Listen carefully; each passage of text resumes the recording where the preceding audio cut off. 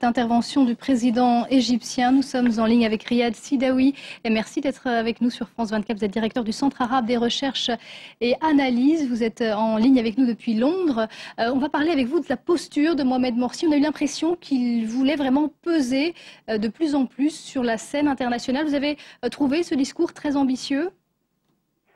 Bonsoir. Tout d'abord de Genève. Je vous parle de Genève.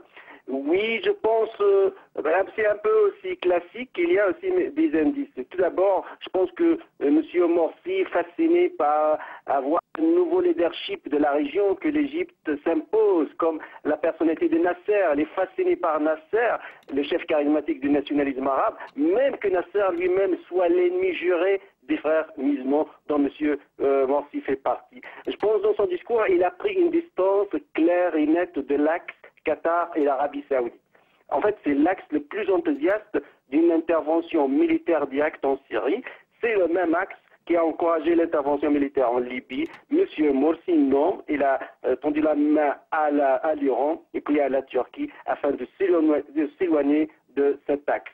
Deuxième, et là je pense qu'il obéit aussi à une base électorale en Égypte qui ne veut pas vraiment une intervention militaire. Je pense que ce soit l'opinion politique égyptienne, l'opinion publique égyptienne ou arabe ne veut plus aujourd'hui de nouvelles interventions militaires étrangères directes dans la région.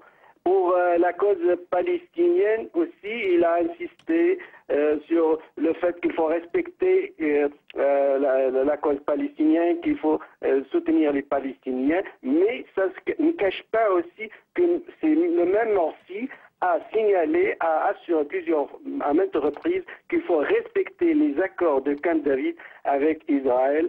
Donc, il a d'ailleurs récemment détruit les tunnels qui lient la bande de Gaza avec l'Égypte, mais aussi dans son discours, il veut aussi réassurer sa base électorale. En fait, c'est un peu comme un discours de consommation médiatique afin de garder sa popularité chez les Arabes, chez les Égyptiens, notamment celui qui défend plus la Palestine et sera le plus populaire. Merci beaucoup Riyad Sidaoui pour toutes ces précisions. Et le Sahel, c'était l'autre dossier dont on a beaucoup parlé aujourd'hui. Il en a été question. Les explications d'Emmanuel Saint-Martin à New York.